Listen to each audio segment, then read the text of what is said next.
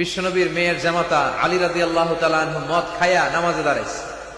মাগরিবের সালাতের ইমামতি করতে যে সূরাতুল কাফিরুন লা আ'বুদু মা তা'বুদুনের জায়গায় ভুলে মাতলামি করতে করতে পড়তে শুরু করছে আ'বুদু মা তা'বুদুন, লা বাদ দিয়ে দিছে।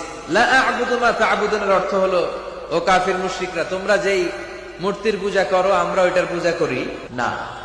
কিন্তু উনি যেটা পড়ছে আ'বুদু মা তা'বুদুন, এর অর্থ হয়ে গেছে তোমরা যেটার পূজা করো আমরা ওইটার পূজা করি। হযরত আলী নাকি মদ খাইয়া মাতাল হয়ে মাগরিব নামাজ পড়াইছে। আরে হারামজাদা বক্তা, হযরত আলী মুসলমান হয়েছেন 12 বছর বয়সে। জিন্দেগিতে কোনদিন তিনি মদের বোতল স্পর্শ করেন নাই। তোর বাপ ইহুদিরা তোরে যা খাওয়াইলো আর তুই তাই বললি? একবার চিন্তা করলি না কার সামনে কথা বলিস? হযরত আলী 12 বছর বয়সে মুসলমান হয়েছেন, আর ওনার জন্ম হয়েছে কাবার ভিতরে। এই জন্য পৃথিবীর ইতিহাসে একজন মহিলা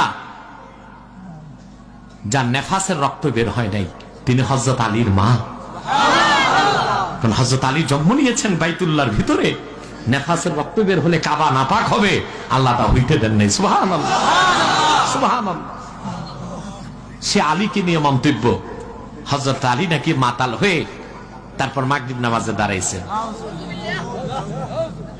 আমি তো বহু আগেই এই হাইব্রিড বক্তাগুলোরে কাফের ফতোয়া দিয়েছি। আলেম ওলামা তো আমার বিপক্ষে অনেকেই ছিল, এখন সব লাইনে চলে আসছে। তো ঘুরে ফিরে তো ওস্তাদের কথাতেই ফিরতে হয়। এই ফিরাটা আগে ফিরলে হয় না? সারা দেশের আহলে সুন্নাত আহলে হক এই হাইব্রিড বক্তাকে পরিত্যাজ্য ঘোষণা করেছে, কিন্তু কিছু দল মরাটারে খাড়া করতেছে। বেশিক্ষণ খাড়া রাখা যাবে না। বেলুন যখন উঠতে উঠতে অনেক উপরে ওঠে, ফুস। ঠিক কিনা? আপনারা বুঝেন না? একটি বক্তা তার আলোচনায় নাই কোনো ধারাবাহিকতা, নাই কোনো বিষয় ভিত্তিক আলোচনা, নাই কোরআনের আয়াত, নাই হাদিসের কথা। তো মানুষ জমায়েত হচ্ছে কেন? এই কিছু ট্যাংরা, কিছু ফিশ, কিছু বাংলা, কিছু ইংলিশ, তার মানে বাংলিশ, এই শুনতে মানুষ যায় না? মানুষ জমানো হয়।